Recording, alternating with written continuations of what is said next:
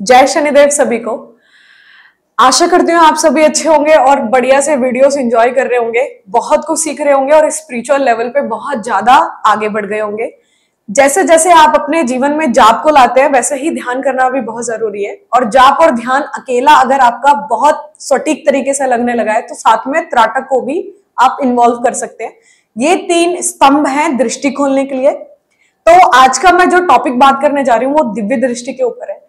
दृष्टि के लिए बहुत सैकड़ों सवाल आते हैं मेरे पास, कैसे खुलती है, क्या करना पड़ता है।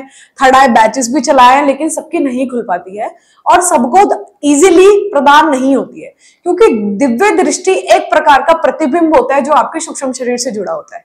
इसको एक्टिव करने के लिए आपको खुद को बहुत ज्यादा साधना होता है और जाप और ध्यान करते हुए बॉडी को बहुत ज्यादा तीव्र घर्षण की स्थिति में ले जाना होता है, जिससे आपको जल्दी से जल्दी दिखना शुरू हो जाए।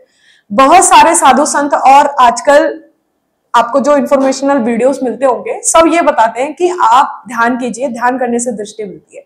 नहीं, ध्यान करने से दृष्टि नहीं मिलती है।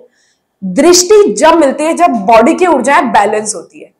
ये तो आपको पता होगा, शरीर के अंदर 2 तत्व होते हैं, एक मेल होता है, एक फीमेल होता है। दोनों अगर बराबर रहेंगे तो आपकी बॉडी की एनर्जी इक्वल रहेगी, जिससे आपकी सुषुम्ना नाड़ी को बहुत ज्यादा रास्ता मिलता है, बहुत इजी दोनों तरफ से बैलेंस मिलता है, ताकि आपकी सुषुम्ना नाड़ी उठ के आपके आज्ञा चक्र पे जाए। जब आपके आज्ञा चक्र खुलना शुरू होता है तो आपको बहुत अलग अलग प्रकार के एक्सपीरियंस होते हैं। सबसे पहले जो दृष्टि खुलती है, खुल बहुत सारे लोगों की जाती है मगर उन्हें समझ नहीं आता कि उनकी दृष्टि खुली हुई है कि नहीं खुली हुई, कि वो कल्पना करते हैं। बहुतों को दिखाई भी देते हैं मगर कैसे देखें, पुष्टि कैसे करें, ये सब बहुत सारे सवाल आप लोगों के मेरे पास आते हैं, कमेंट बॉक्स में भी आते हैं। और जो लोग बहुत टाइम से अभ्यास कर रहे हैं उनको भी ये चीजें नहीं पता, तो मैं आप संक्षिप्त मैं बताने वाली हूँ। सबसे पहले जो दृष्टि खुलती है, दृष्टि आपकी 4 से 5 प्रकार की हो सकती है।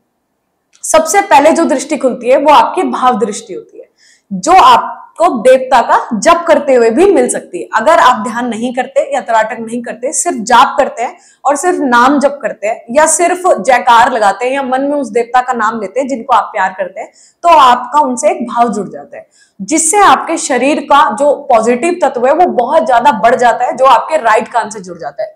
राइट कान से वो आपको भाव के माध्यम से सामने वाले की गतिविधियां, मन पढ़ने की शक्ति या फिर स्वप्न दृष्टि जागृत कर देता है।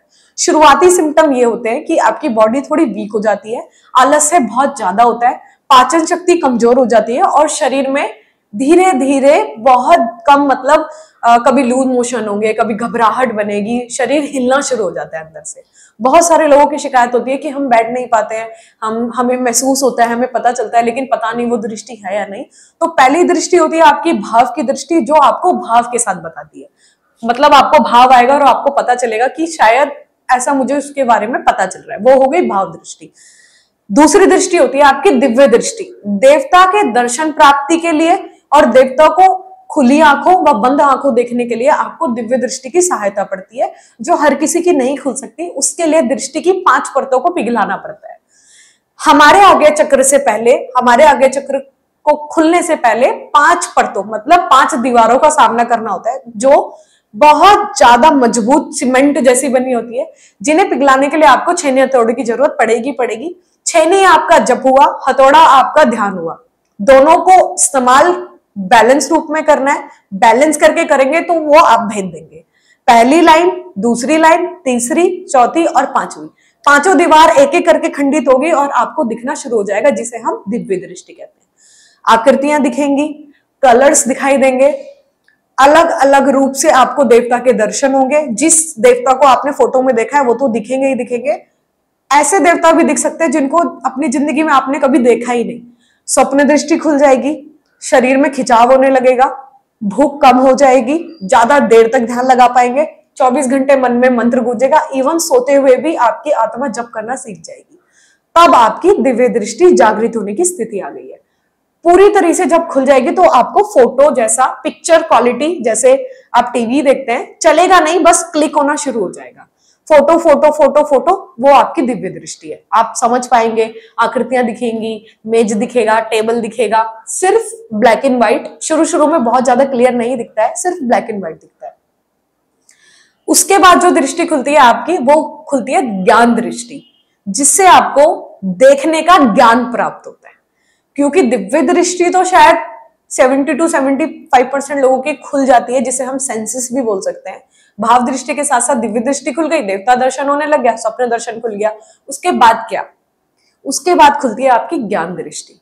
ज्ञान दृष्टि आपको दृष्टि का ज्ञान करवाती है, जो आपकी बॉडी से जुड़ा होता है और भौतिक शरीर के बाहर की जो दुनिया है, एस्ट्रल ट्रेवल करने में जो आपकी सहायता करती है, जिससे आपका सूक्ष्म शरीर जुड़ा हुआ है।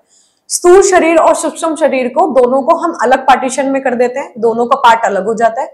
स्थूल शरीर आपकी भाव दृष्टि को लेकर चलता है और सूक्ष्म शरीर आपकी दिव्य दृष्टि और ज्ञान दृष्टि को लेकर चलता है।